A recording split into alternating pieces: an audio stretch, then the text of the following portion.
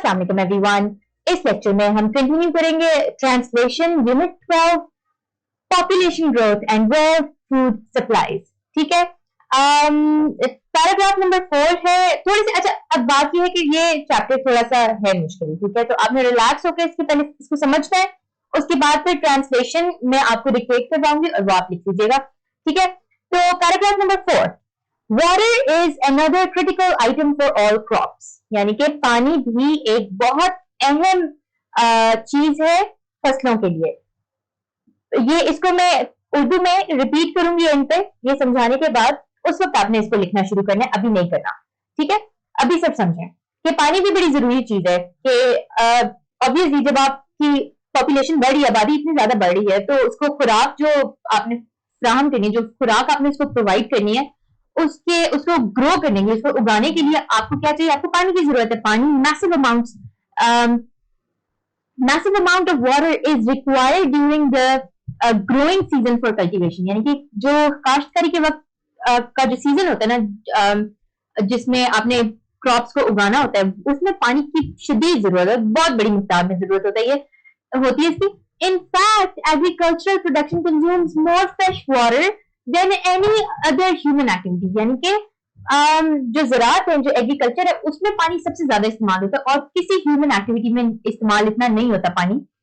फिर उसमें वो कह रहे हैं in many countries people are facing shortage of fresh water, यानी कि बहुत से ममालिक में लोग पानी की किल्लत का सामना कर रहे हैं। Competition for water resources among individuals, regions, countries and associated human activities are already occurring with the current world population, यानी कि अभी की जो दुनिया की पॉपुलेशन है ना, इसके साथ पहले से शुरू हो गया, एक कंपटीशन सा लग गया कि पानी की एक कंपटीशन बन गया कि हर किसी को ज्यादा से ज्यादा पानी की जरूरत है, हर मुल्क को ज्यादा से ज्यादा पानी की जरूरत है। और वो एक जैसे इंडिया और पाकिस्तान में भी एक है कि वो जो सैलाब आ जाते हैं और पानी नहीं आता, और ये एक सिस्टम है। पाकिस्तान में हम नहीं जाएंगे, लेकिन ओवरऑल आपको समझ आ गई कि हर कोई पानी के लिए कंपटीशन चल रहा है, ठीक है, क्योंकि पानी की किल्लत हो गई है, पानी की कमी हो गई है। Water resources critical for irrigation. Irrigation क्या होता है? इरिगेशन होती है आपके जो फसलों को पानी देने वाला जो प्रोसेस होता है ना, उसको इरिगेशन कहते हैं। इसके लिए एक और वर्ड होता है आबपाशी। आबपाशी के लिए वो कह रहे कि पानी के वसाइल जो है वो आबपाशी के लिए इंतहाई अहम है, और पहले से जो रियासतें हैं और शहर हैं ज्यादा जिनमें आबादी है, वो पहले इस पे बहुत ज्यादा प्रेशर डाल रहे हैं, बहुत ज्यादा दबाव है इस पे कि क्या कहते हैं, क्योंकि उनको बहुत ज्यादा इस्तेमाल किया जा रहा है। फिर वो कह रहे कि और हर साल ज्यादा से ज्यादा इस्तेमाल हो रहा है, क्योंकि हर साल आपकी पॉपुलेशन बढ़ रही है, हर साल आपकी जरूरत भी बढ़ी है, लेकिन क्या हमारे रिसोर्सेज बढ़े? रिसोर्सेज हमारे नहीं बढ़ रहे, रिसोर्सेज उतने ही है और उनका इस्तेमाल ज्यादा से ज्यादा हो जा रहा है। A major threat to maintaining future water supplies is the continuing overuse of surface and groundwater resources, यानी कि एक जो आपके मुस्तकबिल को में पानी को मेंटेन करने के लिए जो सबसे बड़ा मसला जो है ना, जो सबसे बड़ा खतरा है, वो क्या है कि जी आपके जो पानी है, ज़ेरे जमीन पानी है और जो जमीन के ऊपर पानी है, इनको बहुत ज्यादा इस्तेमाल किया जा रहा है, जरूरत से ज्यादा, हद से ज्यादा इस्तेमाल किया जा रहा है, जो कि गलत है, यानी कि जो कि अलार्मिंग है, जो एक खतरे की घंटी है। ठीक है, अच्छा, अब हमारे पास जो वर्ड मीनिंग से पहले वर्ड मीनिंग करेंगे, उसके बाद में ये आपको रिपीट करके बताती हूँ उर्दू में। अच्छा, क्रिटिकल का मतलब होता है इंतहाई अहम।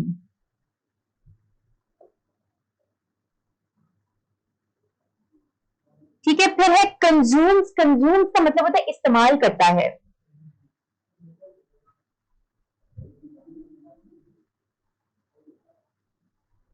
फिर है कल्टीवेशन, यानी कि काश्तकारी।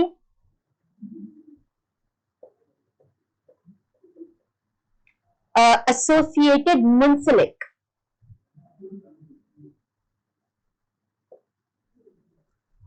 इरिगेशन का मतलब है आबपाशी। एक और, अगर ये वर्ड आपको याद ना रहे तो फसलों को पानी देना।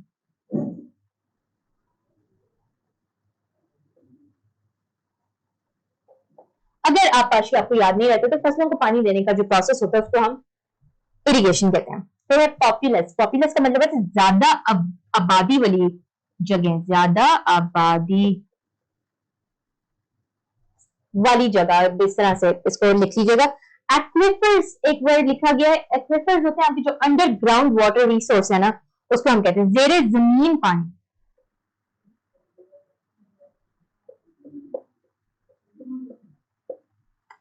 ओवर यूज, हद से ज्यादा इस्तेमाल।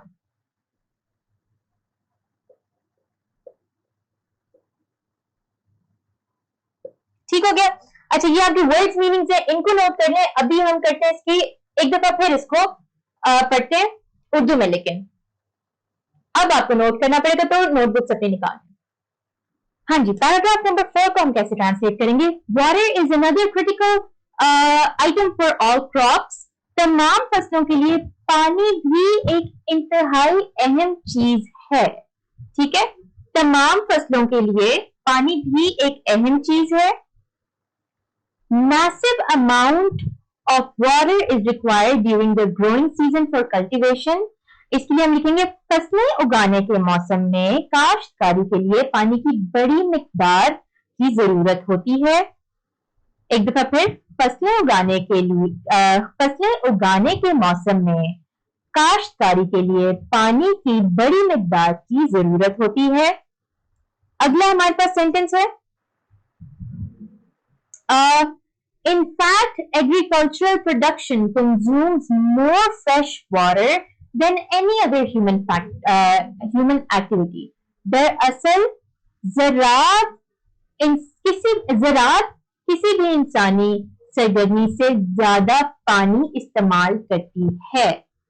दरअसल ज़राअत किसी भी इंसानी सरगर्मी से ज्यादा पानी इस्तेमाल करती है। फिर अच्छा, अगला हमारे पास सेंटेंस है ताजा, अच्छा नहीं, इनफैक्ट ठीक है। In many countries people are facing shortage of fresh water. बहुत से ममालिक में लोग पानी की किल्लत का सामना कर रहे हैं। बहुत से ममालिक में लोग पानी की किल्लत का सामना कर रहे हैं। अगला हमारे पास सेंटेंस है,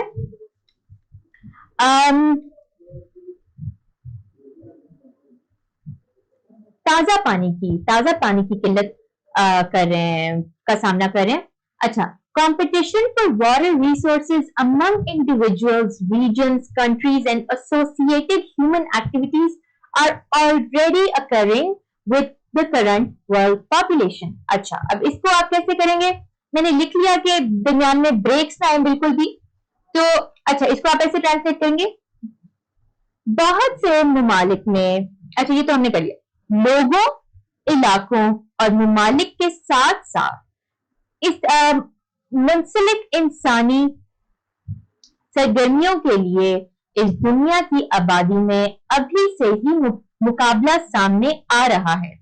एक दफा फिर से करें इसको, लोगों, इलाकों और ममालिक के साथ साथ इज्तिमाई की जगह लिखे मुंसलिक इंसानी सरगर्मियों के लिए इस दुनिया की आबादी में अभी से ही मुकाबला सामने आ रहा है।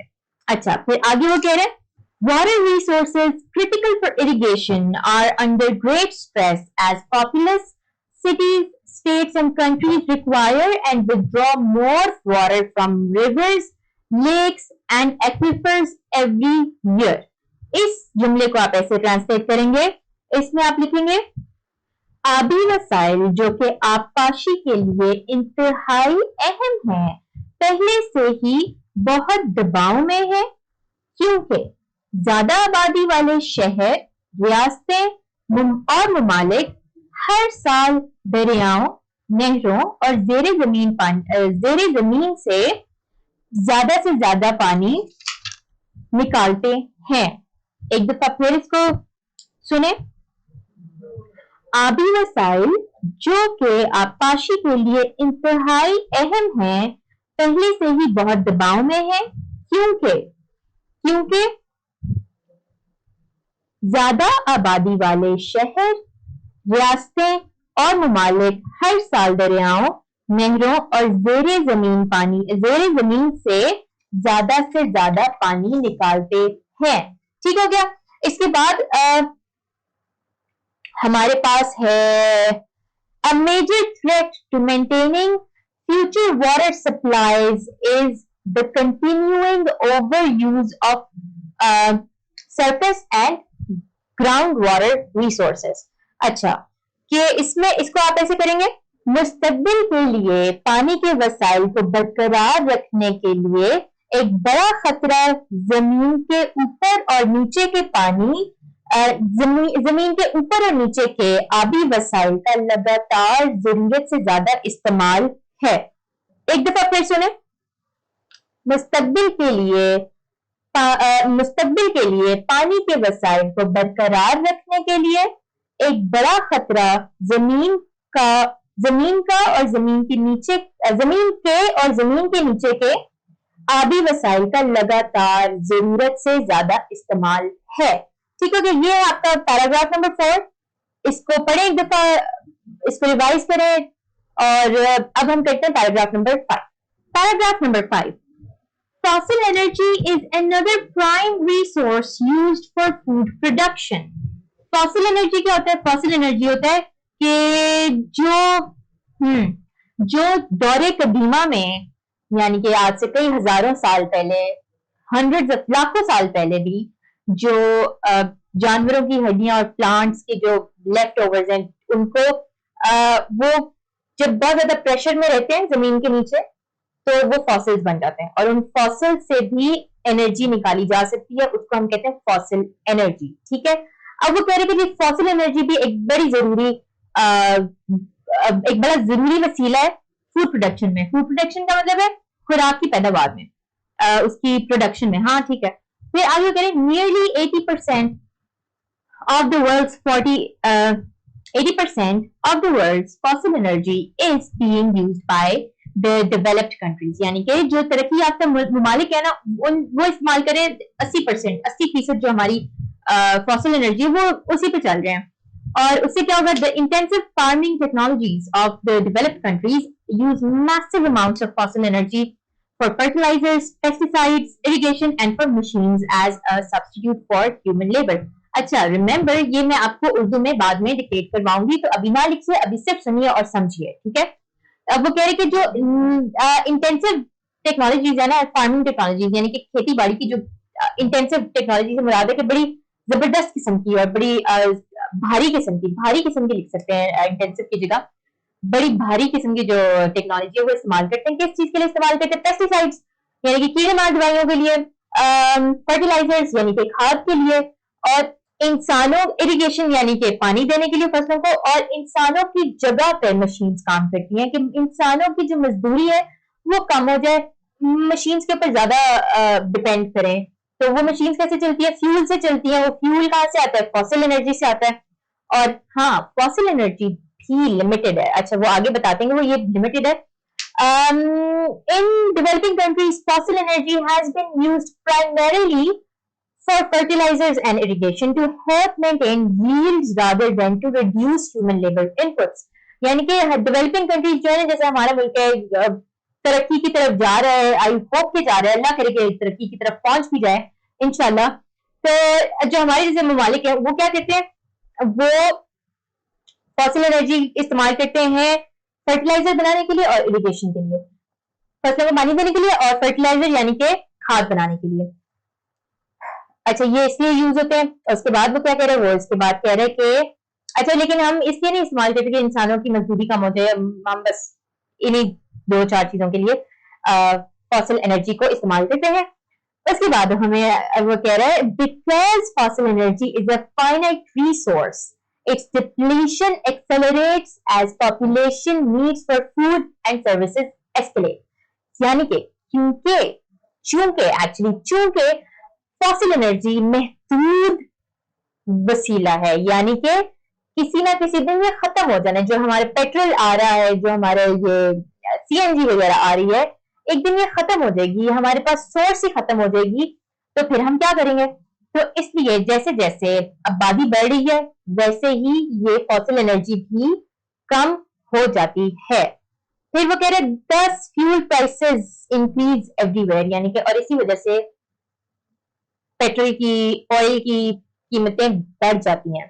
क्यों बढ़ती हैं? क्योंकि जब पता चलता है कि हाँ ये कम हो रहा है, फॉसिल एनर्जी हमारे पास कम हो रही है, लिमिटेड है, तो हम उसकी प्राइस बढ़ा देते हैं और फिर हम सबको पता है उसके बाद क्या होता है। अच्छा ठीक है, तो यही होता है कि जब आपकी फॉसिल एनर्जी कम हो रही होती है, सर्विसेज ज्यादा हो जाती है। आजकल भी ऐसे ऐसे चल रहा है कि आपकी जो पेट्रोल की प्राइसेस है वो बढ़ जाती हैं। इसके पीछे बहुत सारी और वजूहत भी हैं, लेकिन थैंकफुली हम पॉलिटिकल साइंस नहीं पढ़ रहे, हम इंग्लिश पढ़ रहे हैं। इतनी इंफॉर्मेशन काफी है। अच्छा जी, अब हमारे पास जो वर्ड मीनिंग है, प्राइम, प्राइम का मतलब होता है इंतहाई इंपॉर्टेंट, अहम, सबसे अहम भी कहा जा सकता है, तो हम इसको कर सकते हैं अहम तरीन। फिर है इंटेंसिव, वैसे इंटेंसिव का मतलब होता है शदीद, लेकिन हम यहां पर जो लिखेंगे वो है भारी या वजनी मशीनरी आएगा ना, तो हम इसमें वजनी लिख सकते हैं, मशीन, हाँ टेक्नोलॉजी। फिर है फर्टिलाइजर्स यानी कि खाद, फिर है पेस्टिसाइड्स यानी कि कीड़े मार दवाइयां,